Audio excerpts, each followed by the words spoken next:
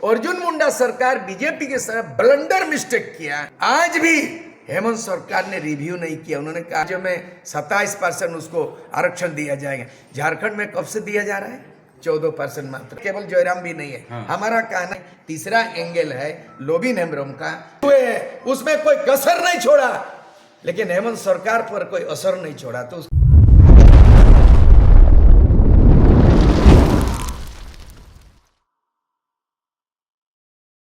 मुझे बहुत अच्छा हुआ आप लोगों के मुंह से आपने बोला मामूली आदमी है क्या।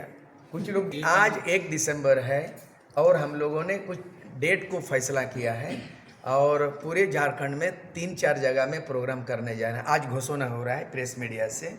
हम लोग जो है 18 दिसंबर को विनोद बिहारी महतो के पुण्यतिथि कोयलांचल में केंद्रित किया है। जो भी संदेश होगा धनबाद में हम लोग 18 दिसंबर को होंगे और 22 दिसंबर संथाल परगना स्थापना हुआ है। संथाल परगना का नामकरण कब हुआ? 22 दिसंबर 1855 में वो स्थापना दिवस मनाया जाएगा दुमका में। और संथाली भाषा को कब 8 शेड्यूल किया गया संविधान के 8वें अनुसूची? 22 दिसंबर 2003 में। तो दोनों एक साथ प्रोग्राम में हम लोग शरीक हो रहे हैं। 22 दिसंबर संथाल परगना दुमका में हो रहा है और उसके बाद जो है ना 25 दिसंबर को निर्मल महतो का जन्मदिन है, जो शहादत हुआ 8 अगस्त को उसकी हत्या हुई। हालांकि हत्या झारखंड मुक्ति मोर्चा के केंद्रीय अध्यक्ष के रूप में था उस समय, लेकिन वो हत्या झारखंड के वीर शहीदों का नाम में अंकित है निर्मल महतो का। हम लोग तमाम शक्ति को कोल्हान में केंद्रित होंगे 25 दिसंबर और 30 दिसंबर को मोराबादी में हम लोग जो भी होगा रांची से घोषणा हो जाएगा। और 30 दिसंबर को 2024 की लोकसभा कैसे होगी और विधानसभा कैसे होगी, कैसे उम्मीदवार होगा, ये हम लोग ये जो अभियान चला रहे हैं अभी 1 साल पूरा हो रहा है, दिसंबर में पूरा होगा। इसको भी हम लोग कदम 1 तारीख को अगर मान लिया जाए तो झारखंड में विधायिका पाठशाला का कार्यक्रम 1 साल पूरा हुआ हम लोगों का। इसके हम लोग जगह जगह जिला लेवल में गए लोकसभा और हम लोगों ने प्रशिक्षण ये किया है कि ये प्रशिक्षित एमएलए का बहुत जरूरी विधायक बनने का। आज तक हम लोग ने देखा जो संसद बना है तो संसद और सांसद के बारे में फर्क नहीं जानता। अंतर संसद सांसद बहुत लोगों को इंटरव्यू किया एकदम 99% नहीं बोल पाया।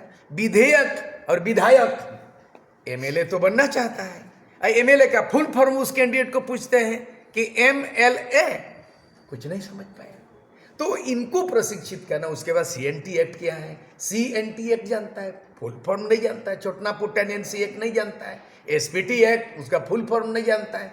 पैसा बोलता है, पैसा का फुल फॉर्म क्या है। फॉरेस्ट एक्ट बोलता है क्या एक्ट है। तो तमाम चीज विधि विधान संविधान स्थानीय नीति नहीं बना है, उसका भी संविधान में है। किस धारा में संविधान स्थानीय नीति परिभाषित करने का राज्य सरकार को अधिकार है। नियोजन नीति किस धारा के तहत है? तो हम लोग पाठशाला या नियोजन नीति जो है संविधान के अनुच्छेद 309 में प्रावधान है।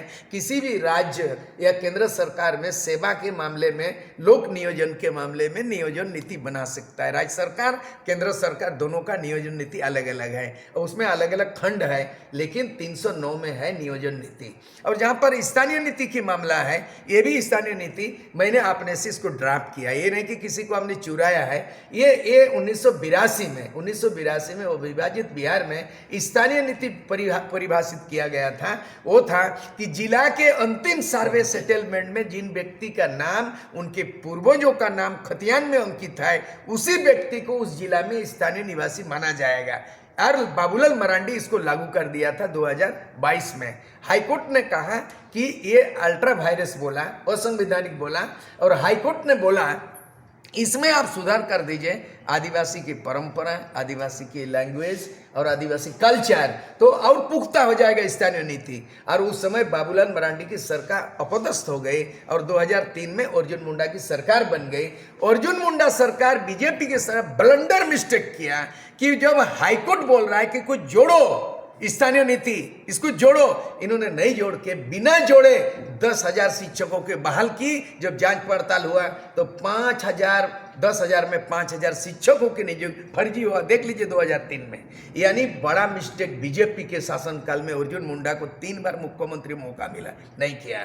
दूसरा चीज है कि बीजेपी की ओर से भी स्थानीय नीति बनाने का मौका मिला। कब मिला? जब रघुवर दास को 5 साल के लिए जनादेश मिला। उन्होंने 2016 में क्या बना दिया कि 1985 को आधार वर्ष मानो, जो जन्म लिया है स्थानीय है, जो मैट्रिक पास किया है स्थानीय है, जो नौकरी करता है स्थानीय है। ये तमाम बातें बाद के दिनों में वो लागू नहीं हुआ। जेएमएम की सरकार आई 2019 में, उसको रिजेक्ट कर दिया। यानी स्थानीय नीति रघुवर दास के समय में भी नहीं टिका 85 के आधार पर। अब जो है ये स्थानीय नीति के मामले में डंके के चोट आंदोलन भी हो कई जगह। 1932 का मामला में 1932 के आधार पर इन्होंने क्या किया, एकदम बहुमत की सरकार, हेमंत सरकार ने इसको पारित कर दिया, विधेयक बना दिया। ये विधेयक इससे पूर्व जो राज्यपाल जब उनके वहाँ दस्तखत के लिए चला गया तो उन्होंने कहा कि विधि विभाग द्वारा टिप्पणी किया गया है, ये असंवैधानिक है, हाईकोर्ट सुप्रीम कोर्ट में टिकेगा नहीं। और 1932 ये मानक नहीं हो सकता, सर्वमान्य नहीं हो सकता है कि झारखंड के अंदर में जिलों लेवल में अलग अलग समय में सर्वे सेटलमेंट हुआ है। 1932 कोयलांचल में है, बोकारो में, धनबाद में, गिरिडीह, हजारीबाग में। लेकिन 1964 सिंहभूम में, पूर्वी सिंहभूम हम लोग जहाँ बिलोंग करते हैं, 1964 वहाँ फाइनल हुआ। 1932 कोयलांचल में, 1925 संथाल परगना में, 1920 पलामू में, लोहारदगा में 1973। तो आप 1932 कैसे? इसी आधार पर गवर्नर से मिले थे रमेश बैस से, उन्होंने उसको लौटा दिया। अब रमेश बैस चला गया, राज्यपाल दूसरा आ गया। आज भी हेमंत सरकार ने रिव्यू नहीं किया। उन्होंने कहा कि इसको साइन करना है, विधानसभा से पारित हुआ है 1932 गतियान के आधार पर। लेकिन उन्होंने कहा त्रुटि है, संशोधन करो।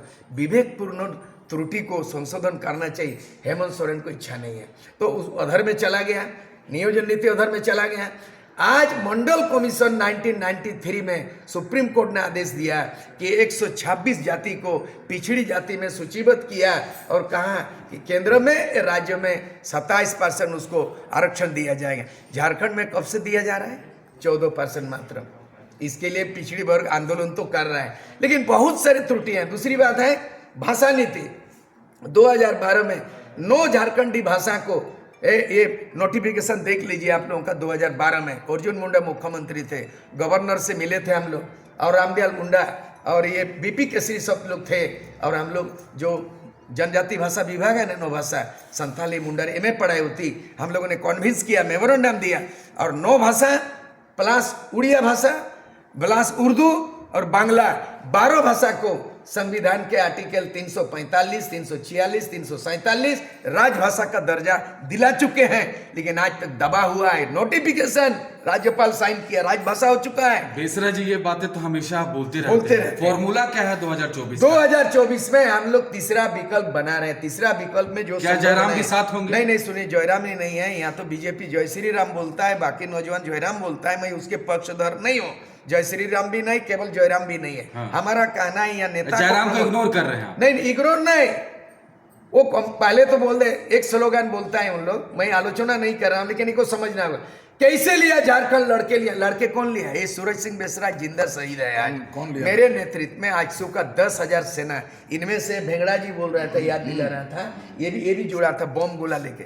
कहने का मतलब 2024 में तीसरा विकल्प हमने बात कर लिया है लोबिन हेम्ब्रम से। लोबिन हेम्ब्रम बागी तेवर अपनाए हुआ है। झारखंड मुक्ति मोर्चा को परित्याग नहीं किया, उनको निष्कासन भी नहीं किया। हमको लगता है आने वाला दिन में एक फोर्स लोबिन हेम्ब्रम की आवाज जो संथाल प्रना गुज रहा है। लोबिन तो आपका जिक्र भी नहीं करते, अभी जिक्र करेगा।